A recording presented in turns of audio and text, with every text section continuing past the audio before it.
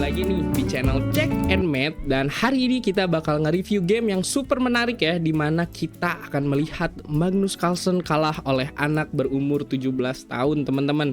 Tapi sebelum kita mulai, aku mau ngingetin dulu teman-teman, jangan lupa sahur ya. Kalian siapin dulu makanannya, siapin dulu minumannya, kalian siapin dulu vitaminnya, kalian sholat dulu ya kalau bisa sebelum nonton video ini teman-teman. Jadi semoga kalian yang sedang beribadah puasa pada hari ini bisa lancar sampai akhir ya. Oke, kita langsung aja nge-review siapa itu Sanan Sijugirov. Mungkin kalau misalnya Magnus Carlsen kalian udah pada tahu ya. Nah, Sanan ini adalah seorang Grandmaster asal Rusia yang telah memenangkan 2 gelar dunia remaja teman-teman. Ia memenangkan kejuaraan catur remaja dunia U10 pada tahun 2003 dan mengklaim kejuaraan kategori U14 pada tahun 2007. Sanan juga memenangkan kejuaraan catur remaja Eropa U12 pada tahun 2004 dan 2005 sebelum menambahkan kejuaraan kategori U14 pada tahun 2007.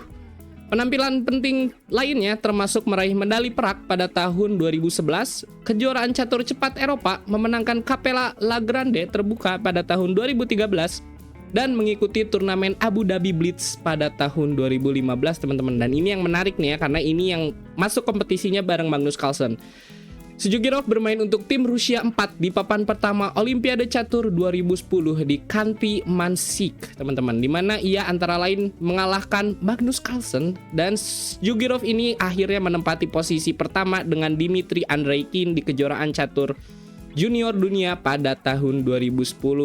Tapi dia di sini tuh kalau kalian bisa lihat di tabelnya dia menempati posisi kedua karena kalah oleh tiebreak ya teman-teman, meskipun poinnya sama ya. Jadi di sini kita akan nge-review 17 tahun Sanan melawan 20 tahun Magnus Carlsen teman-teman.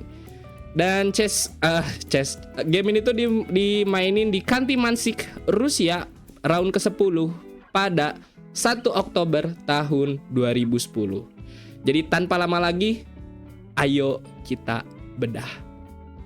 Oke teman-teman, kita udah masuk di in-game-nya dan sekarang kita POV-nya sebagai Sanan Sijugirov ya teman-teman. Dia sebagai putih dan Magnus Carlsen sebagai hitam teman-teman. Di sini Sanan membuka opening dengan E4 lalu dibalas dengan C6, berarti ini adalah Caro-Kann defense, lalu dilanjut dengan D4 dan di sini ada D5 teman-teman.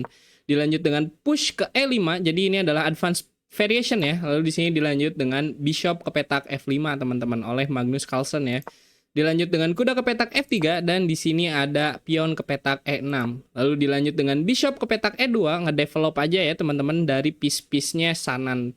Lalu di sini dilanjut dengan bishop check dan di sini ada kuda menutup ke D2 teman-teman. Dilanjut dengan kuda ke petak D7 dan di sini ada castle dari Sanan. Dilanjut dengan bishop ke petak A5 dan di sini ada kuda ke petak B3 buat nyerang dari bishop yang ada di petak A5-nya ya. Di sini tuh mundur bishopnya ke petak C7 dan di sini ada kuda ke petak E1. Kalau kalian bingung kenapa kudanya balik lagi, kita lihat nanti ya teman-teman, karena di sini tuh siapa tahu bisa ada skak-skak dari bishopnya ya.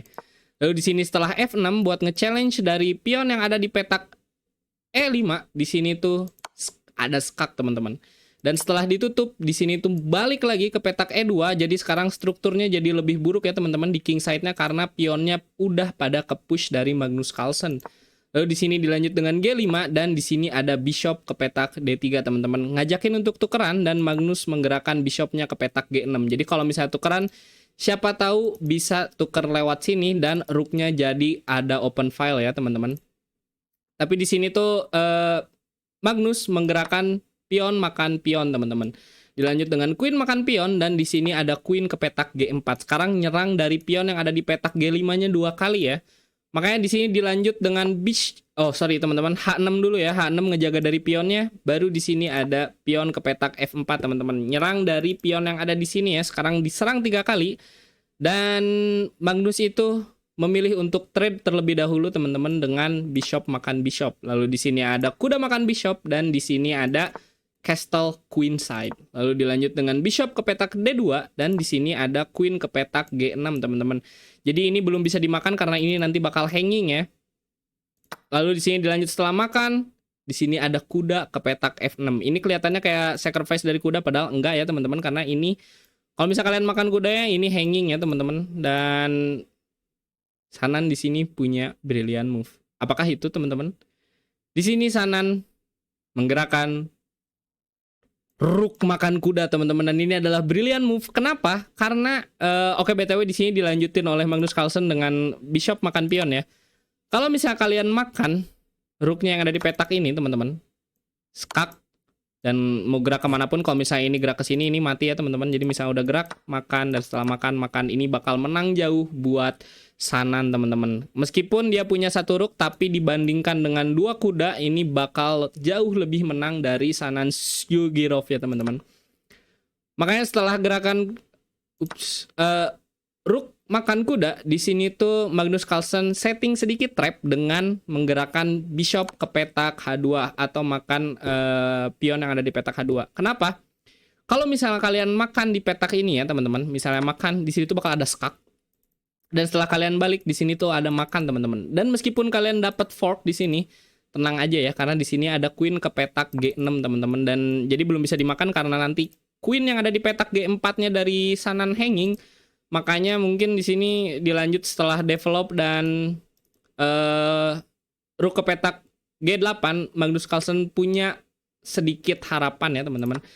Tapi harapan itu pupus ketika Sanan di sini lebih memilih untuk menggerakkan king ke petak H1 teman-teman. Bahkan gak mau dimakan karena nanti takut kebuka ya. Dan di sini Magnus Carlsen itu ngelanjutin dengan kuda makan rook, dan di sini ada queen check. Masih sama kayak tadi ya teman-teman, dan setelah kingnya gerak di sini dimakan oleh pion teman-teman. Lalu dilanjut dengan bishop ke C7 karena tadi udah diserang dan udah beda ya teman-teman, kalau misalnya diambil jadi menang aja ya. Lalu di sini dilanjut dengan kuda ke petak E5 ini untuk nyerang dari queennya ya. Lalu di sini dilanjut dengan queen ke petak C2 teman-teman, atau ngambil pion yang ada di petak C2 ini untuk aktivitas yang lebih tinggi. Tapi sayang banget di sini tuh ada F7, ini persiapan untuk jadi queen ya. Makanya langsung aja ditutup oleh Magnus Carlsen dengan rook H ke petak F8. Dan di sini dengan gentle-nya, dengan tenangnya, Sanan itu menggerakkan bishop ke petak B4 teman-teman. Dan di posisi inilah Magnus Carlsen resign the game atau menyerah teman-teman. Kenapa? Karena udah nggak ada lagi yang bisa dilakuin ya. Yang pertama kayak tadi kita udah sebutin bahwa satu rook ini berarti dua kuda teman-teman pertukarannya ya. Dan sekarang setelah rooknya diserang, misalnya rooknya pindah kemanapun, ini jadiin queen aja teman-teman. Dan setelah makan, ini bakal menang jauh untuk Sanan karena dia up satu piece ya teman-teman.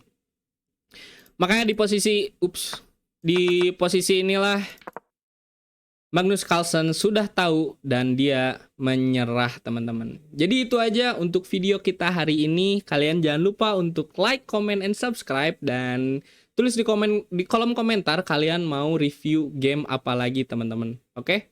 Dadah!